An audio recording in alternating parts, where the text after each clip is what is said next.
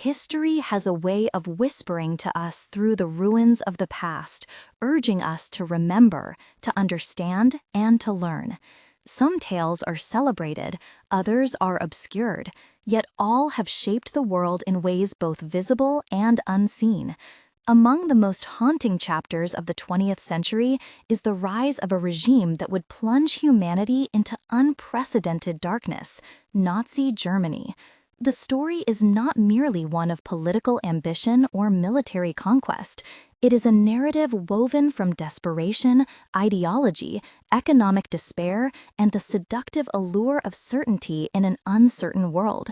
It begins in the aftermath of a devastating conflict, a world war that shattered empires, redrew maps, and left millions of souls grappling with grief and uncertainty.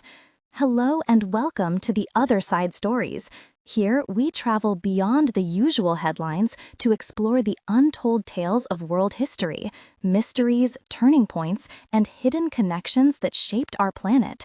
If you love discovering how the past still echoes in our present, you're in the right place. Let's uncover the other side of history together. The Germany that emerged from World War I was a nation steeped in turmoil. The Great War had ended in 1918, leaving the German Empire defeated, humiliated, and economically strained. Soldiers returned home to a country in chaos, where revolution simmered in the streets and political extremism found fertile ground. The Treaty of Versailles, signed in 1919, sought to impose order, but instead it seeded resentment. Germany was forced to accept full responsibility for the war, pay staggering reparations, and endure territorial losses. These measures, intended to secure peace, inadvertently fueled national humiliation. Economic crises compounded the despair, as hyperinflation during the early 1920s decimated savings, leaving middle-class families destitute while unemployment soared. Breadlines and despair became everyday scenes in cities and towns across the country. People searched for meaning, for direction, for a leader who could restore Germany's honor and dignity. It was within this turbulent landscape that Adolf Hitler emerged, a figure whose charisma and ideological certainty captivated a desperate populace. Born in Austria in 1889, Hitler had experienced his own share of disappointment and frustration in life. After moving to Germany and serving as a soldier during World War I, he became embittered by what he perceived as betrayal and weakness in German society. In the early 1920s, he joined the fledgling National Socialist German Workers' Party, a small political group promoting nationalist, anti-Semitic, and anti-communist ideals. His oratory skills were exceptional. He spoke with an intensity that seemed to ignite the emotions of his listeners, offering simple solutions to complex problems and promising the restoration of national greatness. Hitler's speeches, filled with anger, certainty, and a vision of a racially pure Germany, resonated with citizens who had lost faith in traditional institutions and parties. Many were disillusioned by the political instability of the Weimar Republic, Germany's fragile democratic experiment established after the Kaiser's abdication.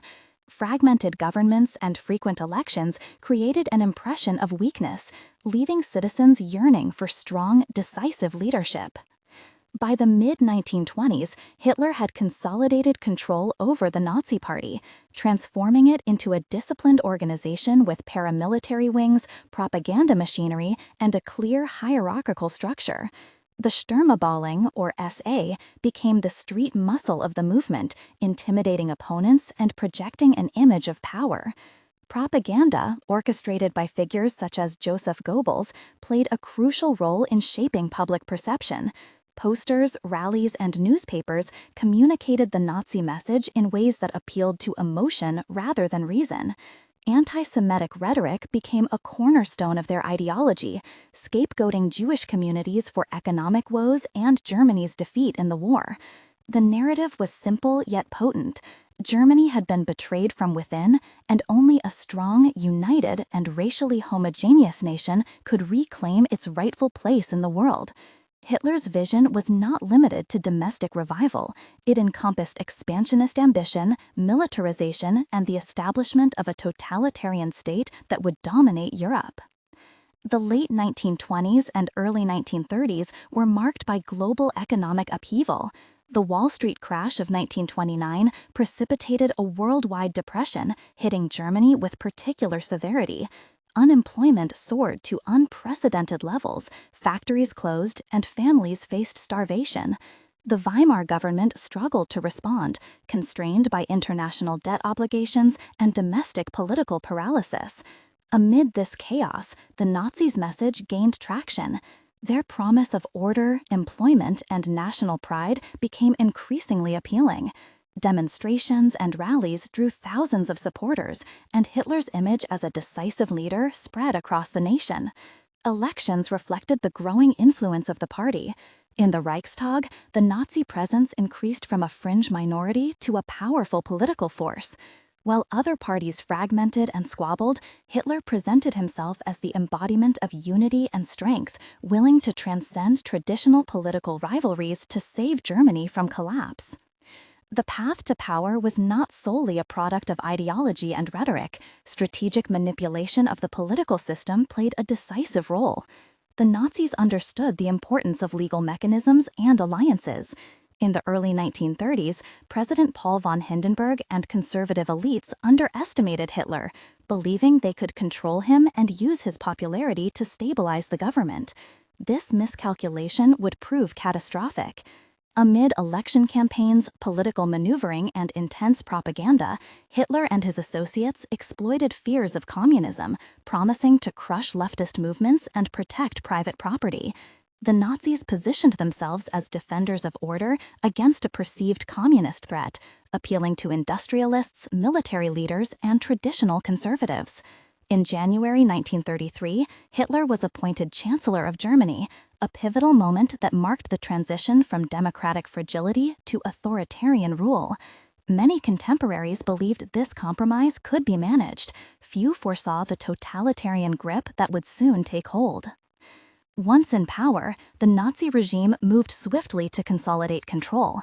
The Reichstag fire in February 1933, whether orchestrated or opportunistically exploited, provided the pretext for the Reichstag fire decree, suspending civil liberties and enabling the arrest of political opponents. The Enabling Act, passed in March, granted Hitler the authority to enact laws without parliamentary consent, effectively dismantling democratic governance. Opposition parties were banned, trade unions dissolved, and dissent was met with intimidation, imprisonment, or worse. The Gestapo, the secret state police, enforced conformity, while the SS, initially a personal bodyguard unit, evolved into a powerful instrument of state terror. Society was transformed through propaganda, education, and pervasive surveillance, instilling loyalty and suppressing resistance. The cult of personality around Hitler grew, casting him as both savior and embodiment of the nation's destiny. Economic and social policies further strengthened Nazi control.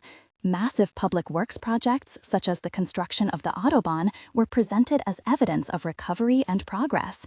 Military rearmament created employment, stimulated industry, and prepared the nation for future expansion. Youth organizations, including the Hitler Youth and the League of German Girls, indoctrinated children with ideological principles emphasizing obedience, nationalism, and racial purity. Education was reshaped to glorify history, militarism, and army supremacy, while textbooks and curricula were revised to align with party doctrine.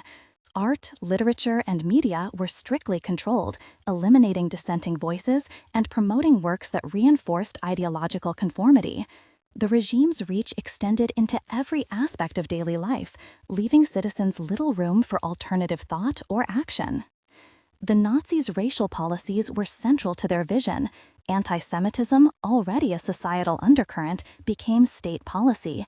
Laws excluded Jews from public life, professions, and education, stripping them of rights and dignity. Propaganda dehumanized Jewish communities, portraying them as enemies of the state, conspirators, and threats to national survival. These measures escalated over time, culminating in systemic violence, forced relocation, and ultimately the genocide of the Holocaust.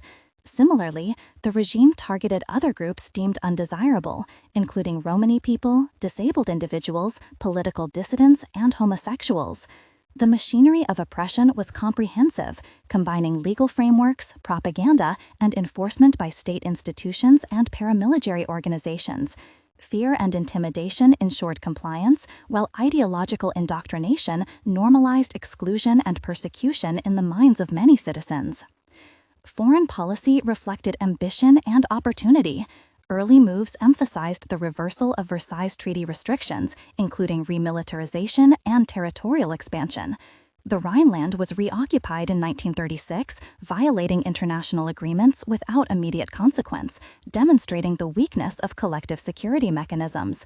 Anschluss, the annexation of Austria in 1938, and the Sudeten crisis tested European powers, revealing hesitancy and the policy of appeasement.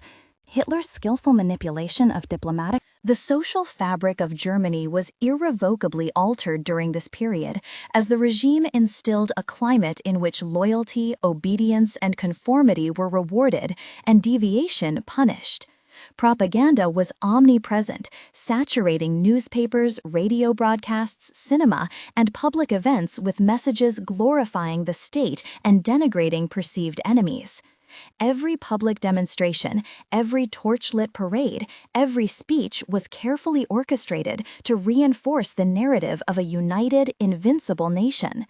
Hitler's image was everywhere, from posters in city squares to portraits in classrooms, symbolizing not just a leader, but the embodiment of Germany itself.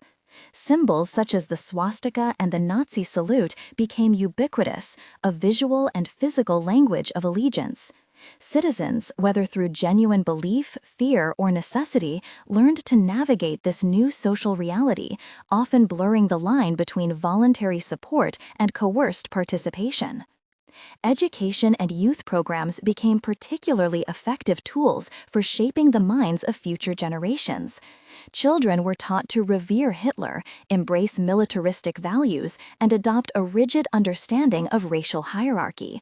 Schools systematically removed teachers who did not conform to party ideology, replacing them with instructors loyal to the state. Textbooks emphasized nationalist pride and anti-Semitic theories, presenting them as scientific fact. Extracurricular programs, such as the Hitler Youth and the League of German Girls, trained young people in physical fitness, military skills, and ideological indoctrination.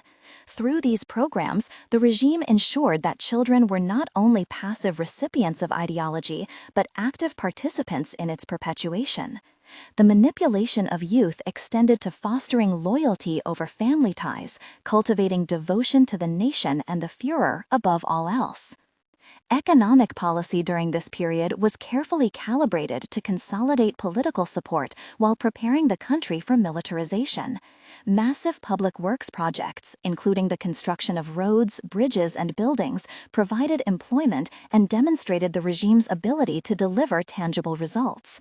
The promise of economic stability and national revival drew widespread support from a population fatigued by depression and disillusionment.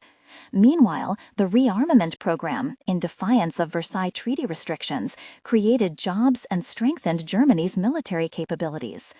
Industrialists and business leaders, initially wary, were brought into alignment with the regime through a combination of incentives, propaganda, and intimidation. The resulting economic revival, while uneven and built on unsustainable militarization, bolstered the perception of Nazi competence and inevitability. As the regime consolidated power, the machinery of repression expanded and intensified. The Gestapo, a secret police force, and the SS, initially personal guards and paramilitary enforcers, became instruments of state terror. Citizens were encouraged to report on neighbors, colleagues, and even family members, creating a culture of suspicion and self-censorship. Political opponents, whether socialists, communists, liberals, or trade unionists, faced imprisonment, exile, or execution. Concentration camps were established, first to detain political prisoners and later to incarcerate those deemed racially or socially undesirable. The regime's legal system was subverted to legitimize these actions, transforming courts and laws into instruments of oppression. Fear became both a tool of control and a means of social cohesion, as compliance was incentivized and dissent punished without hesitation. Racial ideology was not only enforced through laws and surveillance, but permeated cultural and scientific discourse. Pseudoscientific studies on eugenics and racial purity were widely publicized and incorporated into education. Jews, Romani people, and other marginalized groups were systematically excluded from society, stripped of rights, and dehumanized through propaganda. Anti-Semitic legislation, beginning with the Nuremberg Laws in 1935, codified discrimination and segregation, prohibiting intermarriage and defining citizenship along racial lines. These measures laid the groundwork for increasingly radical policies, illustrating the regime's intent to reshape society according to its ideological vision. Fear, indoctrination, and social pressure ensured that many citizens internalized these beliefs, participating in exclusionary practices either actively or passively. Hitler's rise to power also coincided with dramatic shifts in Germany's foreign relations. The early years of the Nazi regime saw a deliberate challenge to the post-World I international order. By remilitarizing the Rhineland in 1936, Germany violated the terms of the Versailles Treaty, testing the resolve of France, Britain, and the League of Nations. The lack of significant response emboldened Hitler, demonstrating that the international community was hesitant to enforce restrictions through force. Subsequent moves, such as the annexation of Austria in the Anschluss of 1938 and the coercive acquisition of the Sudetenland, highlighted both the regime's expansionist ambitions and the effectiveness of strategic diplomacy combined with threats of military action. These maneuvers reshaped European geopolitics and set the stage for the outbreak of a larger conflict. The regime's consolidation was also aided by strategic alliances with conservative elites and industrialists who sought stability and protection from communism. Initially skeptical of Hitler's radicalism, these groups came to see the Nazis as a bulwark against socialist uprisings and labor unrest. Support from influential sectors of society lent legitimacy to the regime and facilitated the implementation of policies without significant resistance. Propaganda emphasized the unity between government, military, and industry, portraying a cohesive national project aimed at restoring Germany's rightful place in the world. The careful balancing of radical ideological ambitions with practical political alliances allowed the Nazis to maintain power while avoiding immediate backlash from powerful domestic and international actors. Cultural life was transformed under Nazi rule, with artists, writers, filmmakers, and intellectuals either co-opted or silenced. The regime promoted works that glorified Aryan ideals, heroism, and German history, while labeling modernist, avant-garde, and dissenting art as degenerate. Exhibitions displayed works deemed undesirable, ridiculing them as symbols of moral and cultural decay. Music, theater, and literature were closely monitored, with censorship ensuring that public consumption aligned with ideological goals.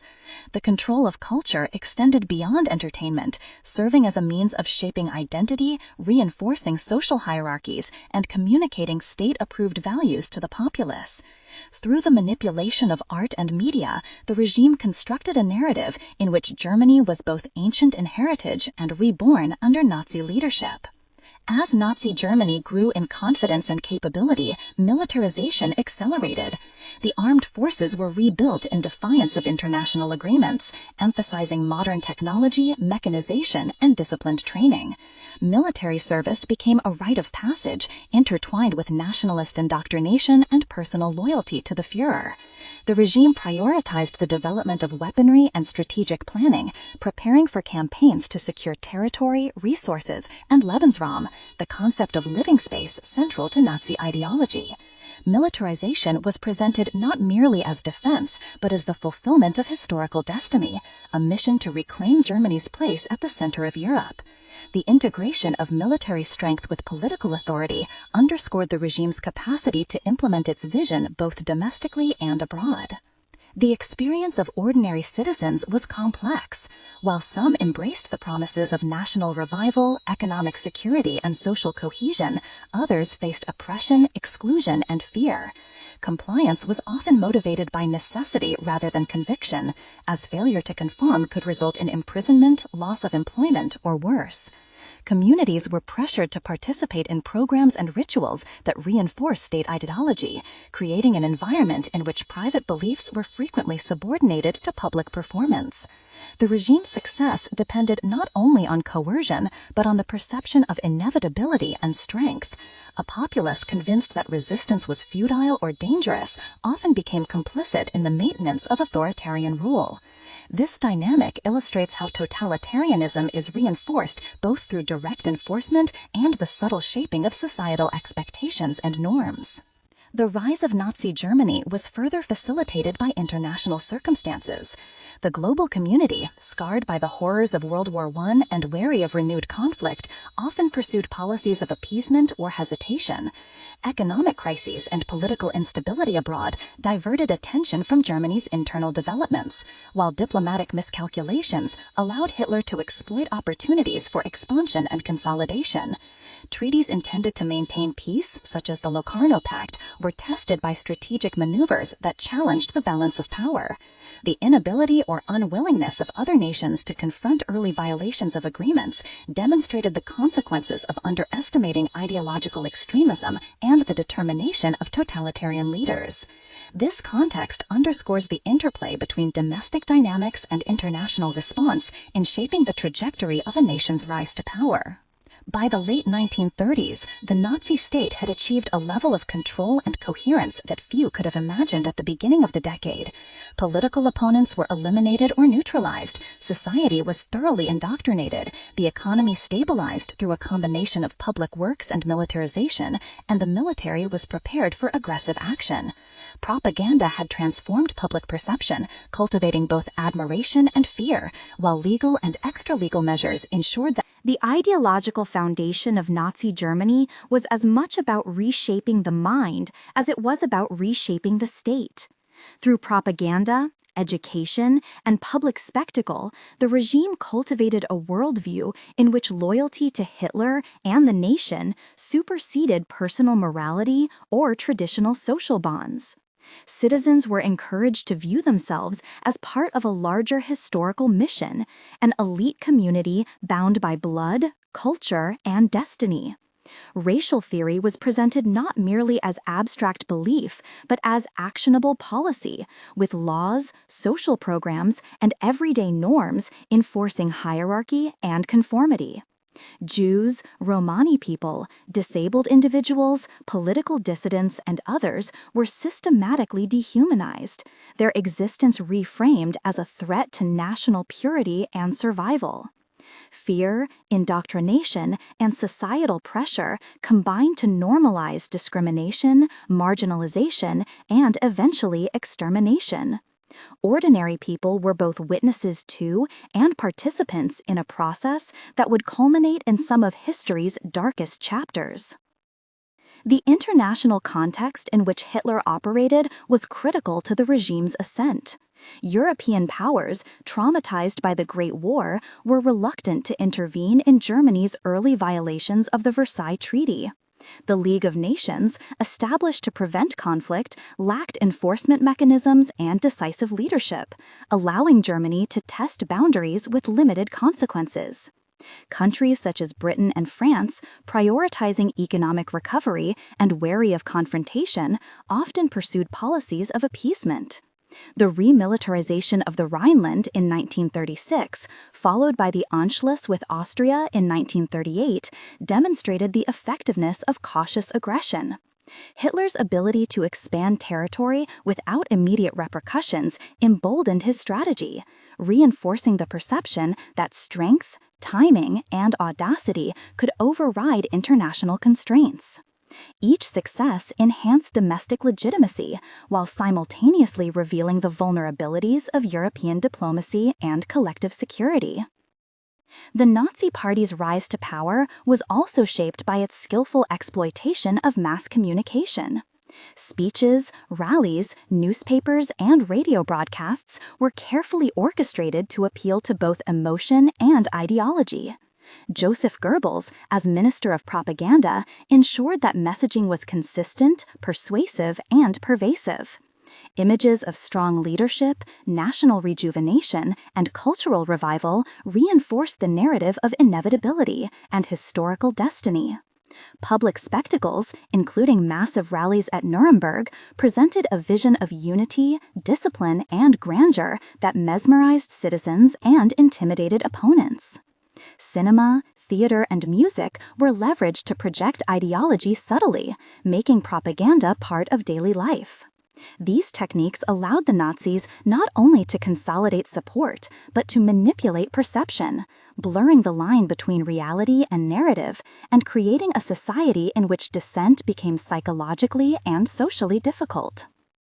The economic policies of the regime further cemented its control. Unemployment, which had devastated Germany during the Depression, declined rapidly due to massive public works, industrial mobilization, and military expansion. The Autobahn, housing construction, and infrastructure projects symbolized modernity, progress, and the tangible benefits of Nazi governance. At the same time, rearmament programs revitalized industry and prepared Germany for future conflict. While these policies did not resolve deeper structural issues, they provided immediate relief and hope, fostering loyalty and reducing social unrest. Industrialists and financiers, initially wary of radicalism, increasingly aligned with the regime, recognizing both opportunity and necessity. Economic recovery, intertwined with ideological messaging, created the perception that Hitler had restored both prosperity and national pride. The Nazi regime's approach to social engineering extended beyond economics and education. Family, gender roles, and cultural norms were all reshaped to fit the ideological framework. Women were encouraged to focus on motherhood and home life, with incentives provided for bearing children to expand the Aryan population. Youth were rigorously indoctrinated, participating in programs emphasizing physical fitness, discipline, and loyalty to the state. Sports, scouting, and educational curricula were infused with political messaging, ensuring that children internalized party values from early age.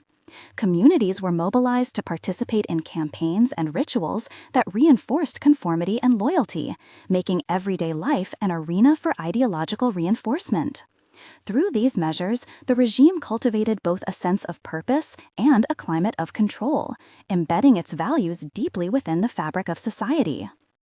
The consolidation of power involved both legal and extra-legal measures. Laws, such as the Nuremberg Laws, institutionalized racial discrimination, defining citizenship and legal rights according to racial criteria. Political opponents were systematically eliminated through arrest, exile, or execution. The Gestapo and SS monitored and enforced compliance, creating a pervasive atmosphere of surveillance. Even within legal structures, judges and bureaucrats were co-opted to implement policy, ensuring that law and enforcement served ideological goals. Propaganda, social pressure, and fear worked together to maintain compliance, as ordinary citizens navigated a society in which deviation could have dire consequences.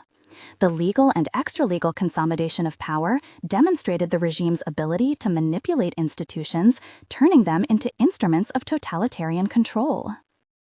Internationally, the Nazis pursued an aggressive and calculated foreign policy. The reoccupation of the Rhineland, the annexation of Austria, and the acquisition of the Sudetenland illustrated both strategic audacity and tactical patience. Hitler exploited divisions among European powers, manipulating diplomacy and timing actions to minimize opposition. Military readiness, combined with ideological confidence, allowed Germany to challenge post-World War I treaties without triggering immediate conflict. The failures of appeasement policies revealed the dangers of underestimating aggressive totalitarian regimes. By presenting expansion as both justified and necessary, Hitler cultivated both domestic support and a cautious international perception, creating an environment in which conquest became increasingly feasible. As the Nazis solidified control, the mechanisms of persecution and terror intensified. Concentration camps, initially used to detain political prisoners, expanded to incarcerate those deemed racially or socially desirable. Anti-Semitic policies escalated, culminating in violent pogroms such as Kristallnacht in 1938, where synagogues were burned, businesses destroyed, and Jewish citizens subjected to humiliation and arrest. These actions signaled a new phase of systemic oppression, blending legal sanction, state-sponsored violence, and public spectacle.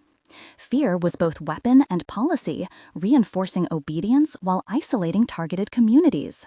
The machinery of terror was comprehensive, encompassing law enforcement, surveillance, and paramilitary units, ensuring that resistance was perilous and rare.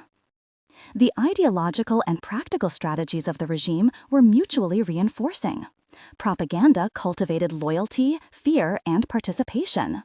Education and youth programs shaped future generations. Economic recovery and militarization bolstered public support. Legal and extra-legal measures eliminated opposition. And foreign policy successes enhanced both domestic legitimacy and strategic advantage. Together, these elements created a self-reinforcing system in which the perception of strength, inevitability, and purpose consolidated authority. Citizens became both enforcers and beneficiaries, participating in a society that demanded conformity while offering rewards for compliance. This dynamic underscores the complex interplay between ideology, power, and societal behavior in the rise of totalitarian regimes. Cultural manipulation also played a critical role in solidifying Nazi ideology. Art, literature, and media were curated to reflect and reinforce racial, nationalist, and militaristic values. Degenerate art was publicly condemned, while approved works celebrated Aryan beauty, heroism, and German history. Music, theater, and cinema were infused with ideological messaging, shaping both aesthetic appreciation and political consciousness. Festivals, pageantry, and national holidays reinforced communal participation, linking personal identity to the state and the Führer. Through culture, the regime normalized its values, creating a society in which ideology permeated even the most intimate aspects of life. The aestheticization of politics, exemplified in public spectacles and cultural programming, made the political experience simultaneously emotional, moral, and ritualistic. The manipulation of fear and loyalty extended to social networks. Citizens were encouraged to report perceived dissent, cultivating a climate of suspicion. Neighbors, colleagues, and even family members could become informants, blurring the line between personal and political life. This environment of surveillance reinforced obedience, as private actions and thoughts were constantly constrained by the possibility of detection.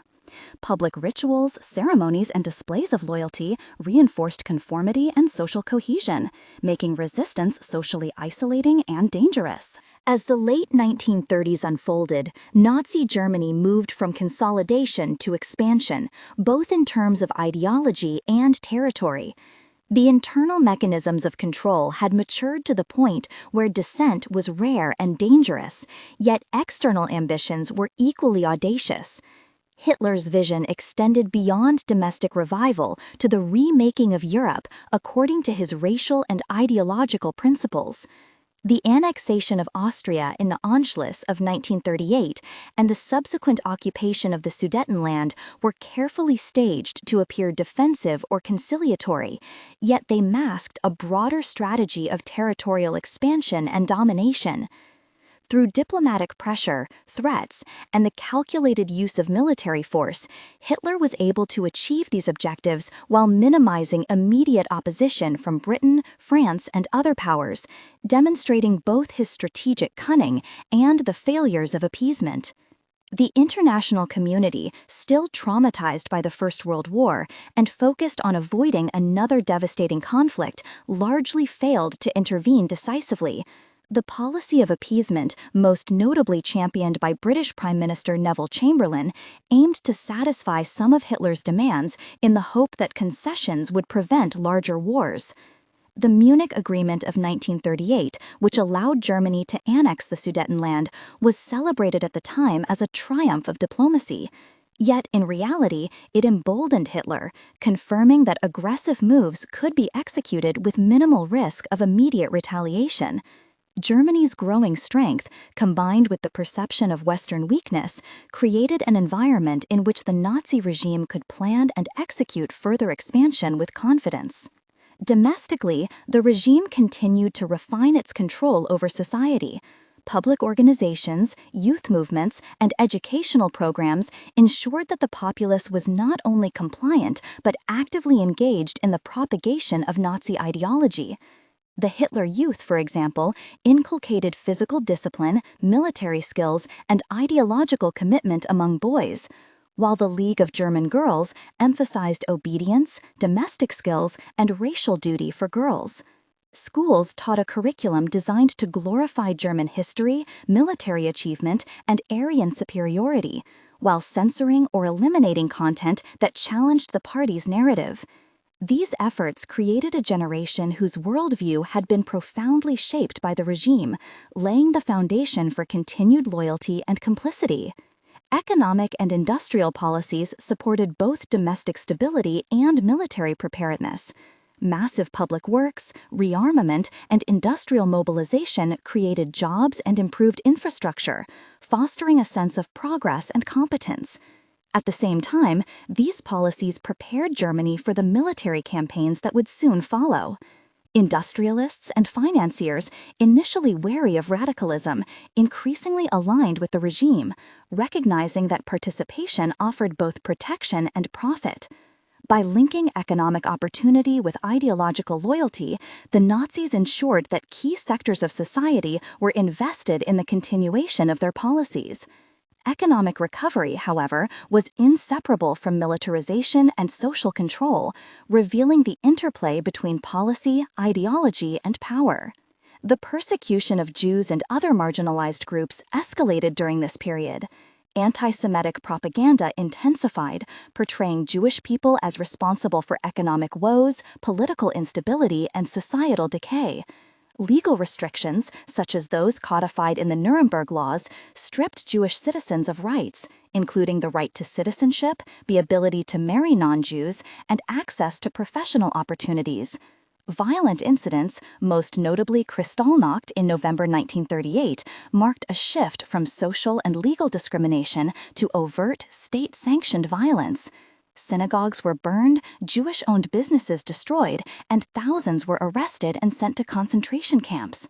These actions foreshadowed the systematic extermination that would later define the Holocaust, illustrating the regime's commitment to radical racial policies and its willingness to employ terror to achieve ideological goals. Militarily, Germany continued to grow stronger, reorganizing and modernizing its armed forces in preparation for the expansionist policies outlined by Hitler. Training, technology, and doctrine were emphasized, ensuring that the military was capable of rapid, coordinated operations. The integration of military planning with ideological objectives reinforced the perception that war was both a necessity and a moral imperative for the survival and expansion of the German state. The concept of Lebensraum, or living space, justified territorial ambitions to the east, framing conquest as a historical and racial duty. This vision intertwined national survival, racial ideology, and military strategy, creating a coherent narrative that could mobilize both the state and the populace. The regime's internal surveillance and repression continued to eliminate potential opposition.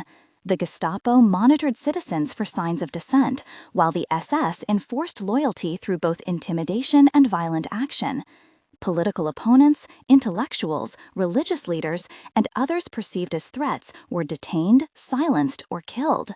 Propaganda reinforced these measures, framing them as necessary for national security and societal health. Fear became a pervasive tool, ensuring compliance even among those who might privately question the regime's morality. The combination of surveillance, coercion, and indoctrination created a society in which resistance was fraught with peril, leaving the Nazi leadership virtually unchallenged within Germany's borders. Cultural life under the regime was meticulously curated to serve ideological ends. Literature, music, theater, and visual arts were employed to celebrate Aryan ideals, glorify the nation, and demonize enemies. Works considered degenerate were publicly condemned, often accompanied with exhibitions designed to ridicule and shame the creators and their audiences. Media outlets were tightly controlled, ensuring that information aligned with state narratives and reinforced conformity. Public festivals, ceremonies, and national holidays created rituals of participation, linking individual identity to the state and the Führer. Through these channels, ideology permeated daily life, normalizing totalitarian control and shaping public consciousness over generations. Youth engagement in particular was central to the long-term strategy of the Nazi regime. Boys and girls were trained to internalize the party's values, emphasizing obedience, physical fitness, military readiness, and ideological commitment. Educational curricula emphasized racial theory, German history, and the glorification of the Führer, while censoring or eliminating content that challenged the party's narrative. Extracurricular programs instilled loyalty, creating bonds of camaraderie and social reinforcement around party ideals. By shaping the values, beliefs, and behaviors of the next generation, the regime sought to ensure continuity of ideology and to cultivate a population that would actively support both domestic policies and expansionist objectives.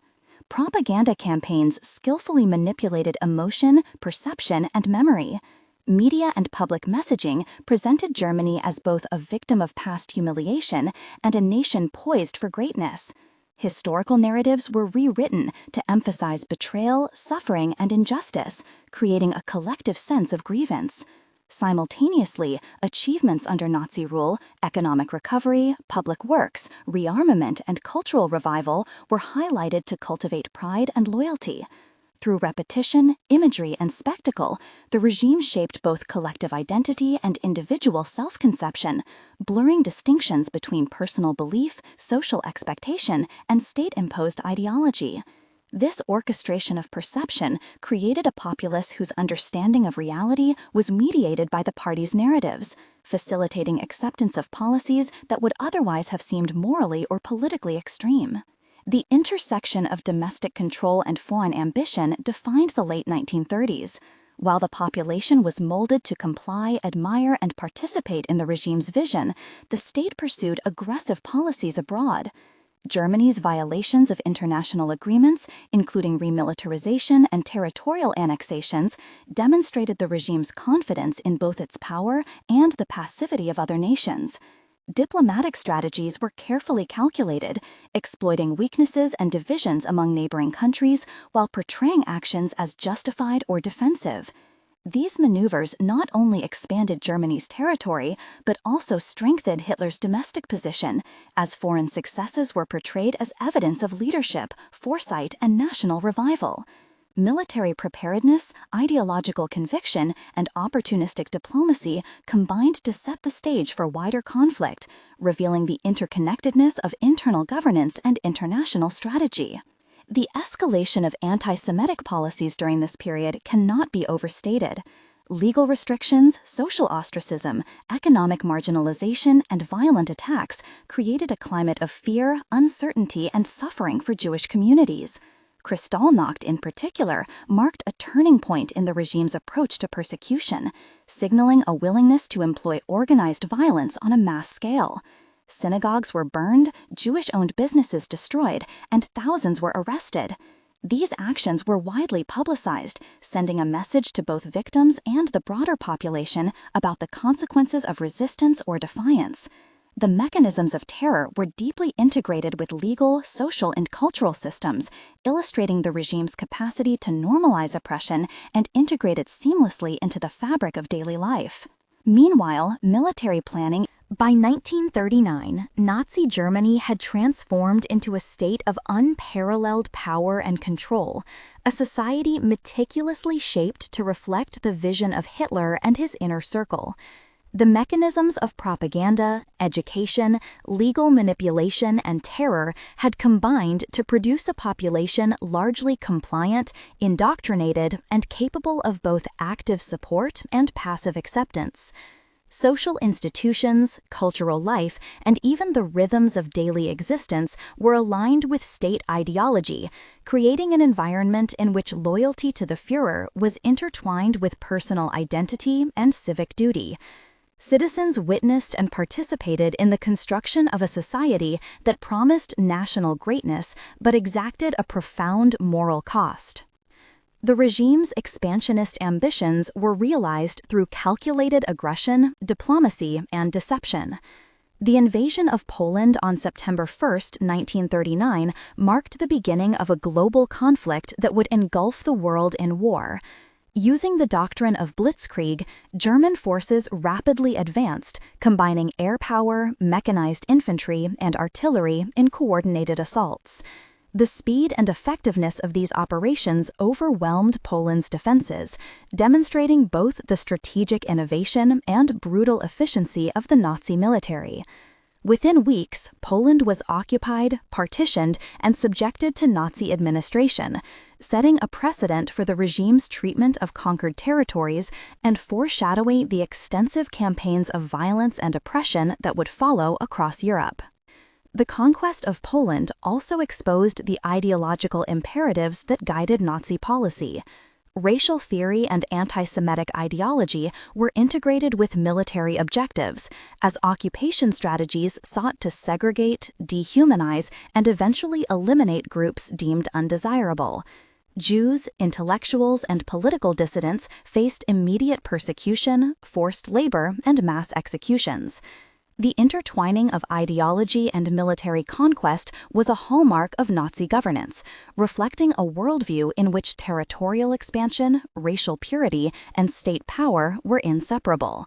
Civilian populations were subjected to both coercion and propaganda, reinforcing obedience and facilitating the extraction of resources and labor necessary for the war effort.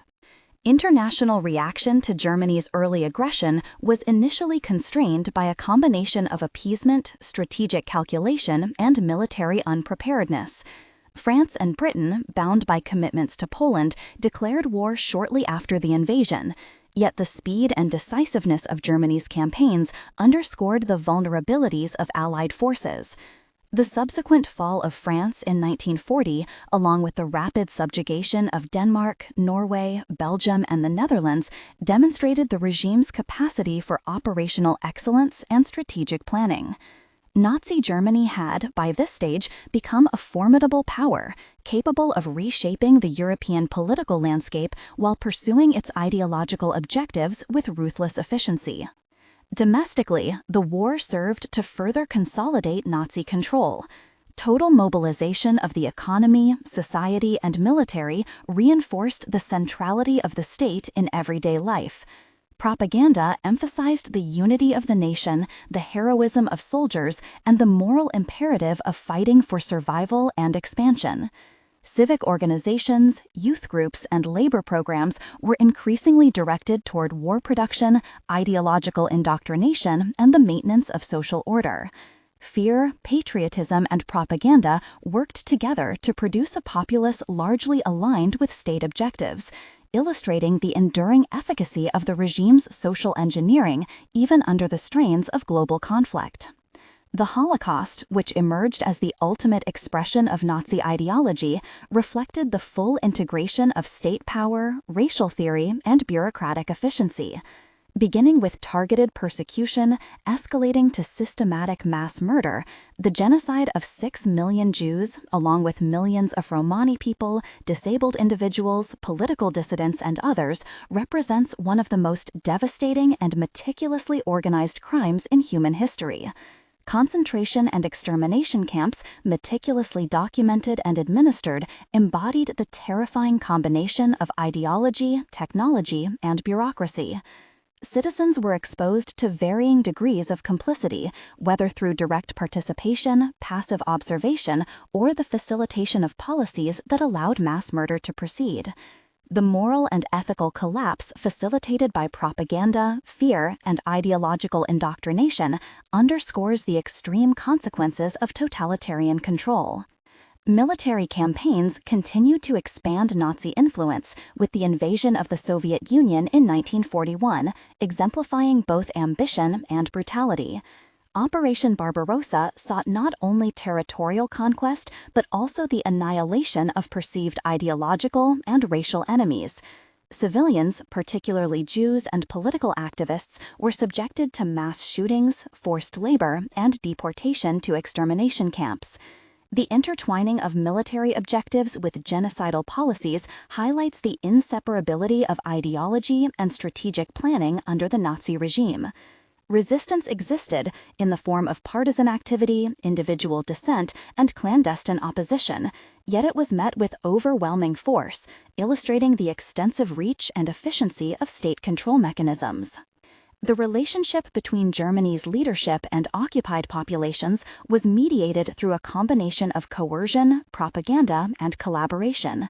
In some territories, local authorities were co-opted or intimidated into supporting Nazi policies, while in others, resistance movements emerged despite the risks.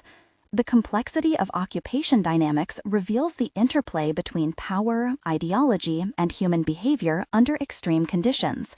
Collaboration, whether motivated by ideology, survival, or opportunism, facilitated the implementation of state objectives, while resistance, though courageous, often incurred severe consequences.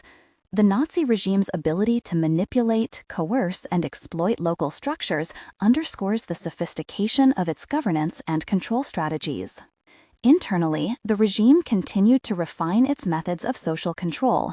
The Gestapo, SS, and other enforcement agencies maintained pervasive surveillance, ensuring compliance with ideological, political, and social norms. Dissent was swiftly punished, with imprisonment, torture, or execution to eliminate opposition. Propaganda emphasized the moral and existential imperative of obedience, portraying resistance as both dangerous and immoral. The integration of legal, cultural, and extra-legal mechanisms created a system in which the boundaries between private choice and state control were increasingly blurred. Ordinary citizens navigated these structures with caution, adaptation, and, in some cases, active participation, illustrating the complex ethical terrain of life under totalitarian rule. Cultural life, too, was instrumentalized in service of ideology. Art, literature, theater, and cinema were curated to reinforce racial, nationalistic, and militaristic values.